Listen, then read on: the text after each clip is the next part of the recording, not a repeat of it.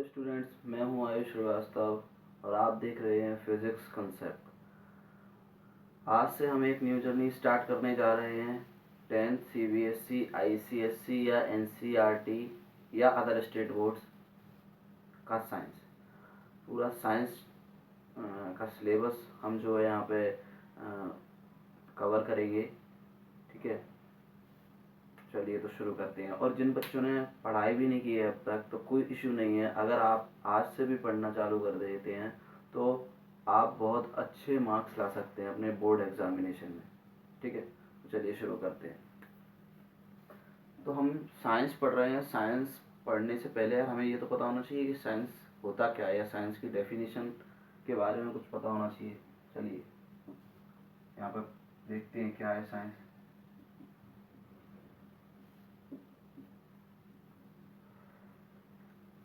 Science का मतलब होता है the systematic and logical study of nature and natural phenomena and the laws along which the knowledge gained by it is called science. मतलब जो भी nature और natural phenomena की हम स्टडी करते हैं एक सिस्टमैटिक और लॉजिकल वे में, और उससे जो हमें नॉलेज मिलती है उसी को हम बोलते हैं साइंस। फॉर एग्जांपल हम देखें, यहाँ पे मैं आइस ले रहा हूँ। आइस को मैंने 100 डिग्री सेल्सियस पर गर्म किया, तो सबसे पहले ये काय में कन्वर्ट होगा? वाटर में। आइस क्या है? सॉलिड। वाटर क्या है? लिक्विड। उसके बाद देन ये कन्वर्ट हो जाएगा वेपर्स में। वेपर्स क्या है? गैस है। सबसे पहले हमने क्या किया? आइस को 100 डिग्री सेल्सियस पे गर्म करा, जो कि सॉलिड था। आइस सॉलिड फॉर्म में होती है। उसके बाद ये लिक्विड फॉर्म में कन्वर्ट हुआ। उसके बाद देन ये कन्वर्ट हुआ गैस फॉर्म में, गैसियस स्टेट में। तो ऐसा तो नहीं हुआ कि सीधा आइस से वेपर्स में कन्वर्ट हो गया। पहले लिक्विड फॉर्म में कन्वर्ट हुआ, उसके बाद देन गैस में कन्वर्ट हुआ। तो हमने एक सिस्टमेटिक वे में इसकी क्या की? स्टडी की, तभी हम इसको आइस को वेपर्स में कन्वर्ट कर पाए। इसी को बोलते हैं साइंस। ठीक है, तो चलिए साइंस की डेफिनेशन पता चल गई। अब हम अपने मेन टॉपिक की तरफ बढ़ेंगे, जो कि है हमारा chapter number 1। Chapter number 1 chemical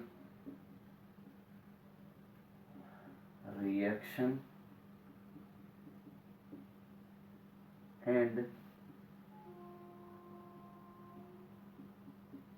equation.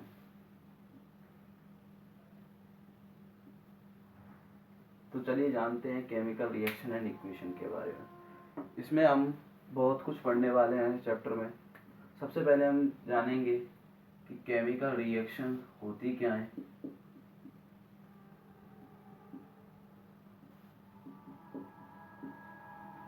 फिर उसके बाद इक्वेशन के बारे में भी जानेंगे। फिर उसके बाद टाइप्स ऑफ रिएक्शन जानेंगे, कितने टाइप की रिएक्शन होती हैं। टाइप्स ऑफ रिएक्शन में हम पहला टाइप है हमारा, वो है कॉम्बिनेशन रिएक्शन। कॉम्बिनेशन रिएक्शन के बारे में जानेंगे।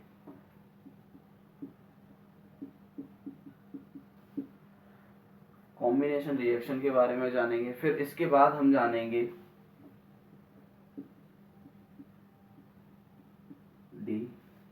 डिकम्पोजिशन रिएक्शन के बारे में।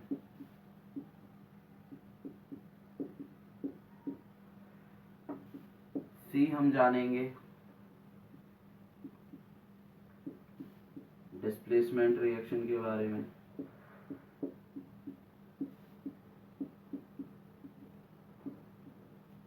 देन इसके बाद जानेंगे डबल डिस्प्लेसमेंट रिएक्शन के बारे में।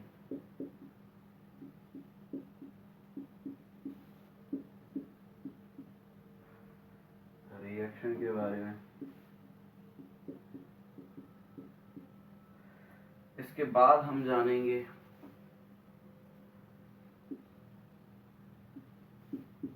Oxidation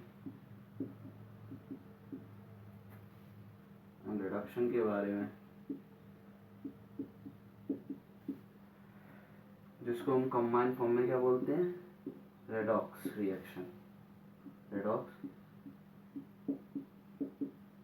reaction. रेडॉक्स रिएक्शन के बाद हम जानेंगे,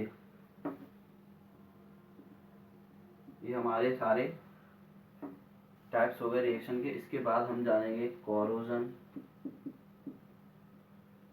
एंड रैंसिडिटी क्या होती है,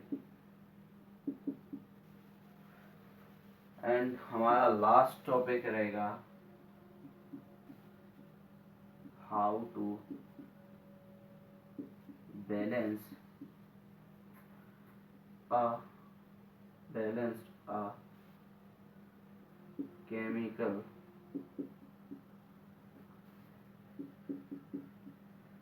equation। ओके स्टूडेंट्स, तो इस चैप्टर में हम ये सब पढ़ने वाले हैं, ठीक है। सबसे पहले हेडिंग क्या लगाएंगे, केमिकल इक्वेशन क्या होती है और केमिकल रिएक्शन क्या होती है, फिर जानेंगे केमिकल इक्वेशन, ठीक है। तो चलिए,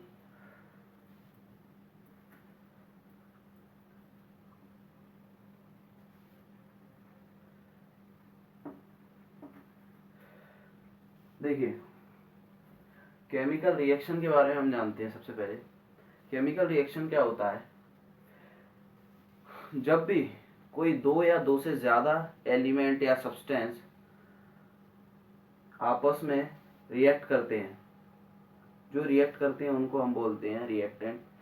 और रिएक्ट करने के बाद दो या दो से ज्यादा प्रोडक्ट दो या दो से ज्यादा जो हमें डिफरेंट सब्सटेंस देते हैं, जिन्हें हम बोलते हैं प्रोडक्ट, उसी प्रोसेस को हम बोलते हैं केमिकल इक्वेशन। क्या कहते हैं इस प्रोसेस को, केमिकल इक्वेशन। फॉर एग्जांपल, मैंने A+B लिया और क्या बना, AB। तो मैंने दो सब्सटेंस लिए, जो कि मुझे यहाँ पे क्या मिला, AB मिला कंबाइंड फॉर्म में।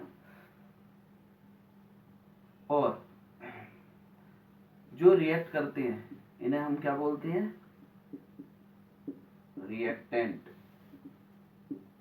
और जो हमें रिएक्ट होने के बाद जो हमें बोल सकते हैं प्रोवाइड होता है, उसको हम बोलते हैं प्रोडक्ट, ठीक है। इसको हम बोलते हैं रिएक्टेंट, इसको बोलते हैं प्रोडक्ट, ठीक है। अब बात आती है केमिकल इक्वेशन क्या होती है। केमिकल इक्वेशन का मतलब होता है जब हम किसी रिएक्शन को शो करते हैं, रिप्रेजेंट करते हैं, तो किसकी मदद से रिप्रेजेंट करते हैं, हम करते हैं कुछ फॉर्मूले की मदद से रिप्रेजेंट करते हैं, और कुछ साइंस होते हैं स्पेशल, उनकी मदद से जो है हम रिप्रेजेंट करते हैं। फॉर एग्जांपल, मैं यहाँ पे एक एग्जांपल ले रहा हूँ, NaOH प्लस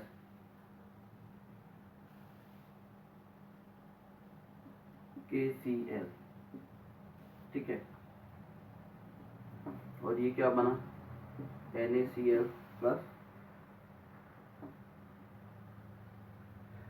या हम इसको KCl ना लेते हुए HCl ले लेते हैं। यहाँ पे क्या बना, H2 हमको मिल गया। तो ये सोडियम हाइड्रोक्साइड और ये हाइड्रोजन क्लोराइड, ये क्या है, सोडियम क्लोराइड, और ये क्या है, वाटर अपना। तो हमने क्या किया, कुछ स्पेसिफिक साइन बनाए, स्पेशल साइन बनाए, उनकी मदद से ही तो हमने इसको रिप्रेजेंट किया, उसकी मदद से ही तो हमने इसको रिप्रेजेंट किया। तो इसी को ही हम क्या बोलते हैं, केमिकल इक्वेशन, ठीक है। अब हम चलते हैं किस टॉपिक की तरफ, अपने मेन टॉपिक की तरफ, जो कि है हमारा types of chemical reaction. Heading लगाएंगे types of chemical reaction.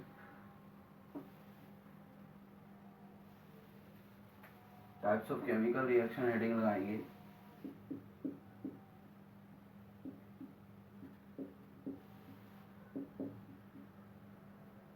Types of chemical heading लगाने के बाद केमिकल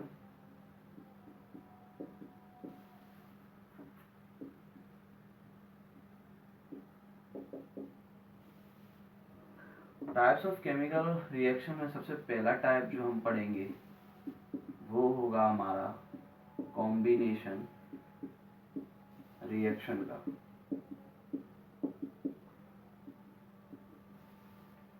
कॉम्बिनेशन रिएक्शन का क्या होती है भाई कॉम्बिनेशन रिएक्शन?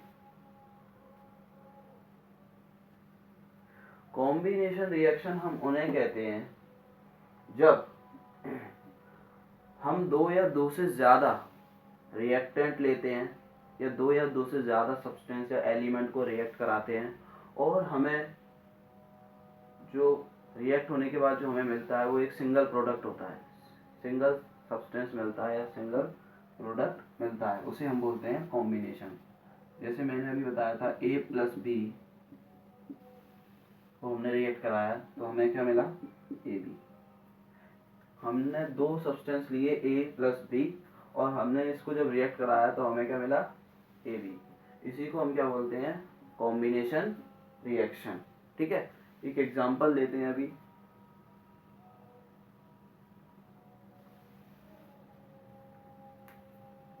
इसको हम क्या बोलते हैं कॉम्बिनेशन रिएक्शन। एक एग्जांपल समझेंगे CaO। ठीक है, इसको हम क्या बोलते हैं क्विकलाइम बोलते हैं।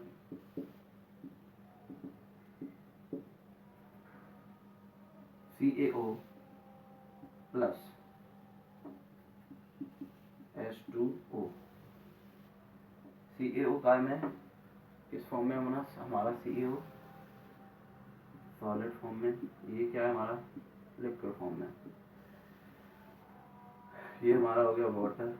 जब हमने इसको रिएक्ट कराया तो हमें क्या मिला CaOH का होल ट्वाइस, जिसको हम स्लैग्ड लाइन भी बोलते हैं। ठीक है, प्लस और क्या निकला यहाँ से हीट जो है निकल गई।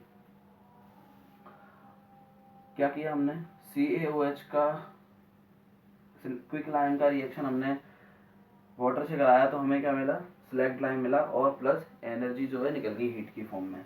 अब एक बात और सुनिए, ऐसी रिएक्शन जिनमें हीट निकलती है या एनर्जी हीट निकलती है इसको हम बोलते हैं, ये वाली रिएक्शन जो है हमारा एक्सोथर्मिक रिएक्शन का भी एग्जांपल है।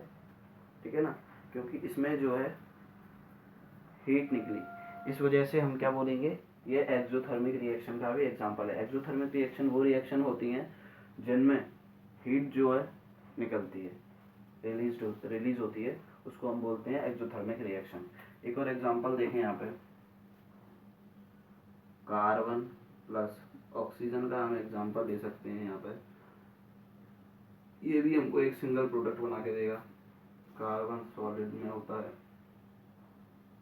गैस में, और ये भी गैसेस स्टेट में। ठीक है, ये नंबर 1, ये नंबर 2। एक और एग्जांपल ले सकते हैं, एक और एग्जांपल हो जाएगा हमारा हाइड्रोजन प्लस ऑक्सीजन का, जो कि दोनों गैसियस फॉर्म में है। ठीक है,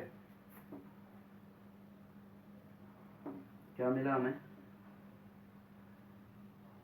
H2O। ये बैलेंस हो गई रिएक्शन। ठीक है, ये हमें किस फॉर्म में मिलता है लिक्विड फॉर्म में।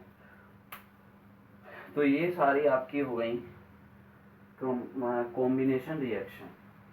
ठीक है, आप स्क्रीनशॉट लेना चाहें तो स्क्रीनशॉट भी ले सकते हैं। ठीक है,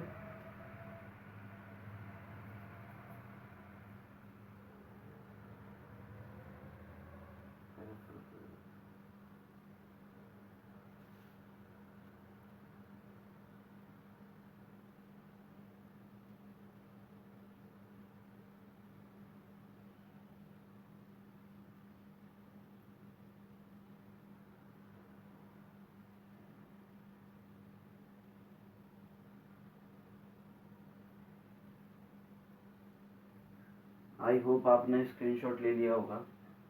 तो चलिए अपने नेक्स्ट टाइप की तरफ बढ़ते हैं, जो कि है हमारा डिकम्पोजिशन रिएक्शन का।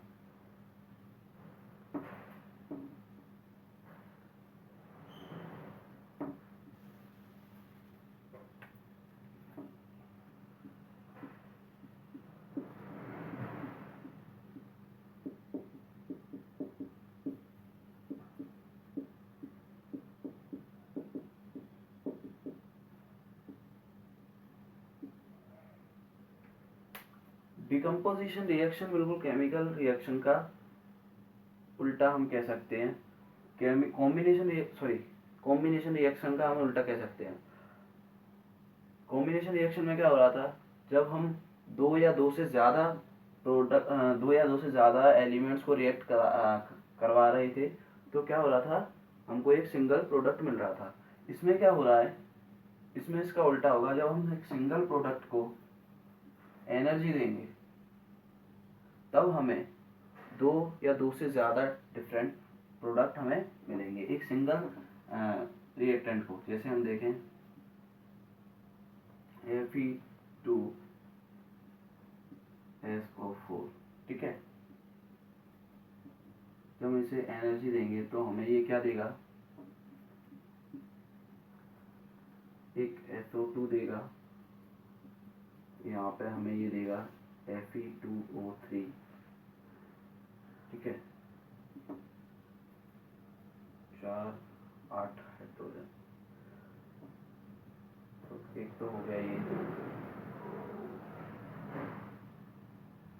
प्लस ये हमें देगा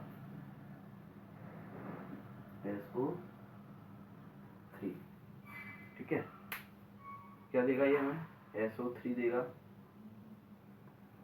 और जो हमें से अब Fe2O3 देगा, SO2 देगा और SO3 देगा।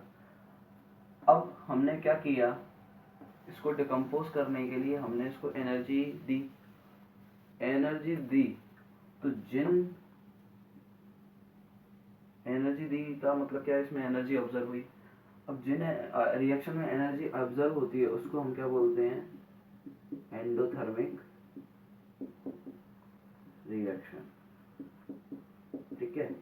इसको हम क्या बोलेंगे, एंडोथर्मिक रिएक्शन, ठीक है। जैसे एक और पार्ट है हमारा, एक और एग्जांपल है CaCO3। इसको डिकम्पोज करने के लिए हमने एनर्जी दी, एक इसमें कन्वर्ट हुआ CaO प्लस CO2 में। ये भी क्या है, एंडोथर्मिक रिएक्शन का टाइप है, क्योंकि इसमें भी क्या हो रहा है, एनर्जी एब्जॉर्ब हो रही है, ठीक है। आपको समझ में आ गया होगा डिकम्पोजिशन रिएक्शन क्या होती है, कॉम्बिनेशन रिएक्शन क्या होती है। अब अपन चलते हैं अपने नेक्स्ट टॉपिक की तरफ। स्क्रीनशॉट ले सकते हैं आप, स्क्रीनशॉट लेना चाहें तो।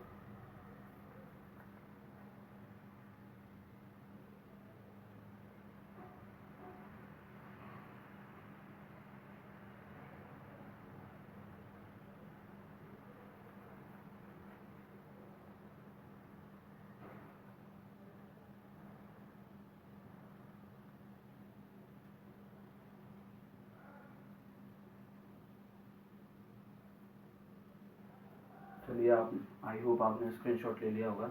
तो अब हम चलेंगे अपने नेक्स्ट रिएक्शन की तरफ, जो कि है हमारा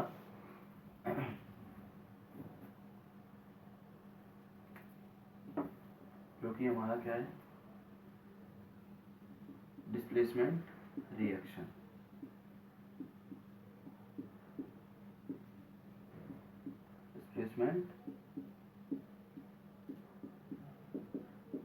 डिस्प्लेसमेंट रिएक्शन जैसा नाम है वैसा काम है।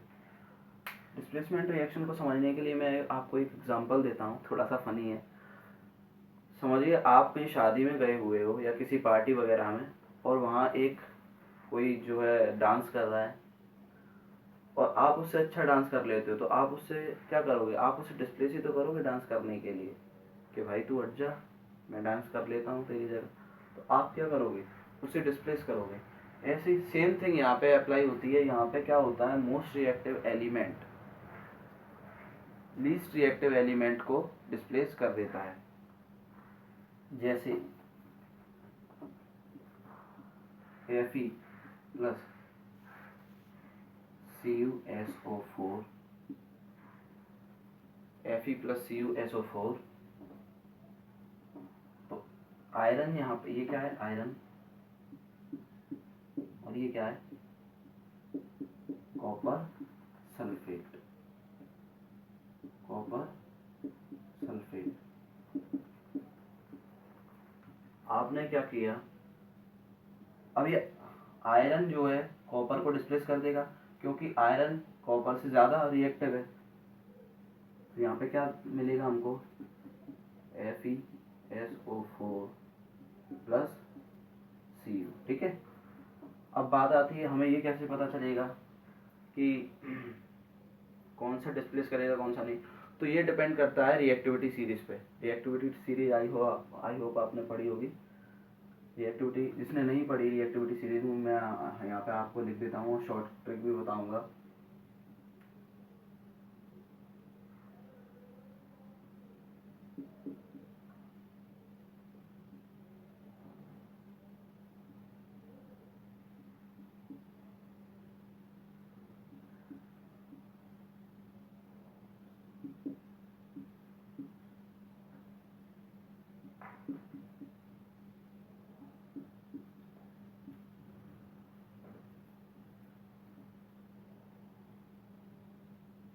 फिर इसके बाद जो है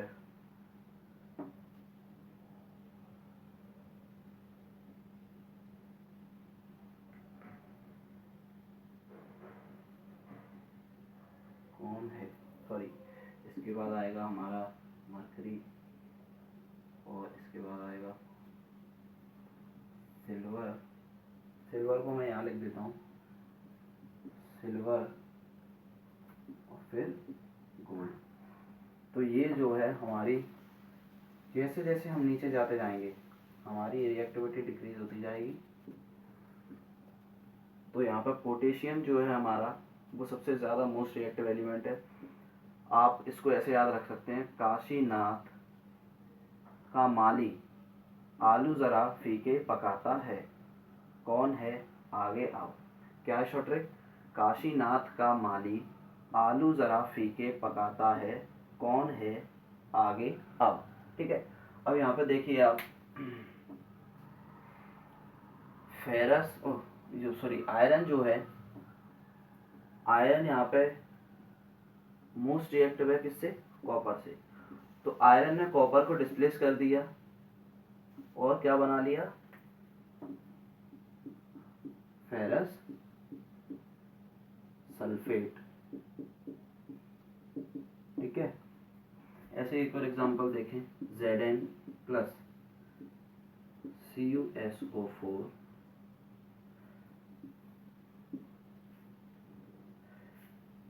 तो क्या बनेगा हमारा, ZnSO4 प्लस कॉपर को ही डिस्प्लेस कर देगा। क्यों डिस्प्लेस किया, क्योंकि जिंक जो है मोस्ट रिएक्टिव है कॉपर से, इसीलिए जिंक ने कॉपर को डिस्प्लेस कर दिया। एक और एग्जांपल देखें आप यहाँ पे, Pb प्लस CuCl2,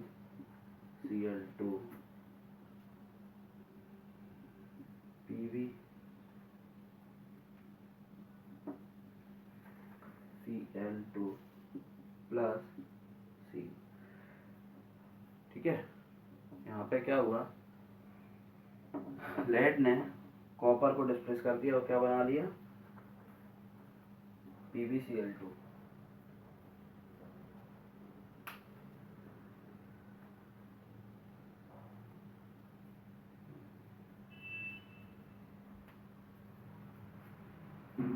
तो चलिए अपने नेक्स्ट रिएक्शन की तरफ बढ़ते हैं, जो कि हमारा डबल डिस्प्लेसमेंट रिएक्शन। कौन सा है वो हमारा type, double displacement reaction. Double displacement reaction में क्या होता है, डबल डिस्प्लेसमेंट रिएक्शन में हमारा आयंस का एक्सचेंज होता है। जैसे देखें Na2SO4 प्लस BaCl2, ठीक है, BaCl2, और यहाँ पे क्या होगा, यहाँ पे हमारा BaSO4 बनेगा प्लस 2NaCl बन जाएगा, ठीक है। यहाँ पे क्या होगा, Na2SO4 प्लस BaCl2, ठीक है। यहाँ पे हमको बेरियम सल्फेट का प्रेसिपिटेट मिलेगा। प्रेसिपिटेट का मतलब होता है ऐसा सब्सटेंस जो सॉल्यूशन में सही से डिसॉल्व नहीं होता, उसको हम क्या बोलते हैं, प्रेसिपिटेट, प्रेसिपिटेट, ठीक है। अब हम बात करेंगे अपनी नेक्स्ट रिएक्शन की, जो है हमारी रेडॉक्स रिएक्शन। सबसे पहले हम ऑक्सीडेशन की बात करेंगे।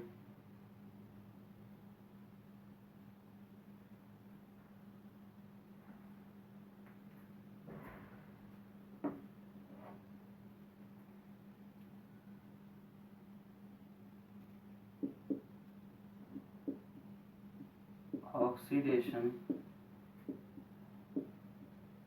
रिएक्शन, ऑक्सीडेशन का मतलब होता है या तो ऐड ऑफ ऑक्सीजन हो या लॉस ऑफ हाइड्रोजन हो। क्या हो, या तो ऐड ऑफ ऑक्सीजन हो या लॉस ऑफ हाइड्रोजन हो किसी भी रिएक्शन में, उसको हम क्या बोल देते हैं, ऑक्सीडेशन रिएक्शन। जैसे हम देखें यहाँ पे एक एग्जांपल लेते हैं हम Cu प्लस O2। जब हम इसको हीट करेंगे तो क्या मिलेगा हमको,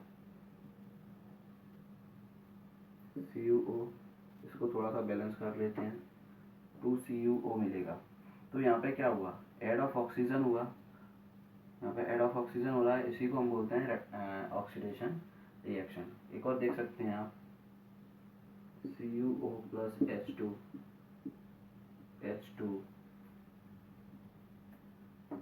तो क्या होगा,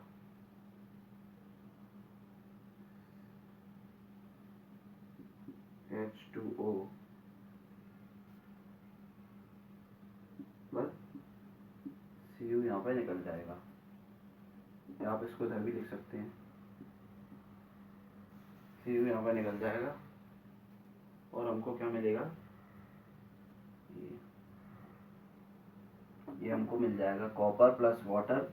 जब हमने क्या किया, कॉपर ऑक्साइड को हमने हाइड्रोजन से रिएक्ट करवाया तो हमें कॉपर मिला और वाटर मिल गया। इसमें क्या हो रहा है, इसमें भी देखिए आप, हाइड्रोजन के साथ यहाँ पे ऑक्सीडेशन हो रहा है और यहाँ पे क्या हो रहा है,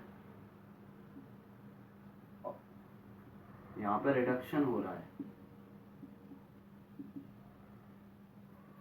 कॉपर का रिडक्शन हो रहा है। तो इसको क्या बोल देते हैं हम, ये किसका टाइप हो गया, रेडॉक्स रिएक्शन का भी टाइप हो गया, रेडॉक्स रिएक्शन का ये टाइप हो गया। अच्छा, एक और चीज, जो सब्सटेंस यहाँ पे, जो सब्सटेंस रिड्यूस्ड होता है उसको हम बोलते हैं ऑक्सीडाइजिंग एजेंट या ऑक्सीडेंट, और जो सब्सटेंस ऑक्सीडाइज्ड होता है उसको हम क्या बोलते हैं, रिड्यूसिंग एजेंट और रिडक्टेंट। ध्यान से सुनिए एक बार फिर से, कंफ्यूज मत हो जाइएगा। जो सब्सटेंस ऑक्सीडाइज्ड होता है उसको हम बोलते हैं रिड्यूसिंग एजेंट या रिडक्टेंट, और जो सब्सटेंस रिड्यूस्ड होता है उसको हम ऑक्सीडाइजिंग एजेंट या ऑक्सीडेंट। तो कॉपर यहाँ पे क्या है, ध्यान से देखिए, कॉपर यहाँ पे रिड्यूस्ड हो रहा है, तो ये क्या है, ऑक्सीडाइजिंग एजेंट है। ऑक्सीडाइजिंग एजेंट है। और इसको हम क्या बोलेंगे, ऑक्सीडेंट भी बोल सकते हैं, और ऑक्सीडेंट। ठीक है, यहाँ पे क्या है, ऑक्सीडेंट। और हाइड्रोजन यहाँ पे क्या है,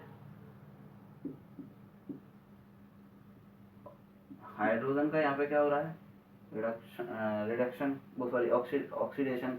तो हम इसको क्या बोलेंगे, रिड्यूसिंग एजेंट और रिडक्टेंट।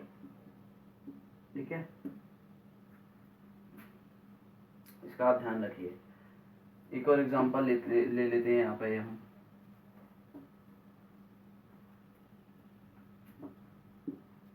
Zn प्लस H2O क्या बनेगा, ZnO plus hydrogen gas release हो जाएगी, सिंपल। यहाँ पे क्या हुआ, ऑक्सीडाइजिंग एजेंट, ऑक्सीडेशन, और यहाँ पे क्या हो गया, रिडक्शन। ठीक है ना, यहाँ पे रिडक्शन हो गया। ठीक है, तो यहाँ पे जिंक क्या है, जिंक का ऑक्सीडेशन हुआ है तो जिंक क्या है यहाँ पे, रिड्यूसिंग एजेंट या रिडक्टेंट। हाइड्रोजन का यहाँ पे रिडक्शन हुआ है तो सॉरी हाइड्रोजन का यहाँ पे रिडक्शन हुआ है तो हम इसको क्या बोलेंगे, ऑक्सीडाइजिंग एजेंट या ऑक्सीडेंट। ओके, ये हमारा कवर हो गया। तो चलिए आज के लिए बस इतना ही, मिलते हैं अगले वीडियो लेक्चर में। आई होप आपको समझ में आया होगा। तब तक के लिए गुड बाय, सी यू। अगले वीडियो लेक्चर में हम कवर करेंगे रेंसिडिटी, कोरोजन और how to balance a chemical equation. ठीक है, तब तक के लिए गुड बाय।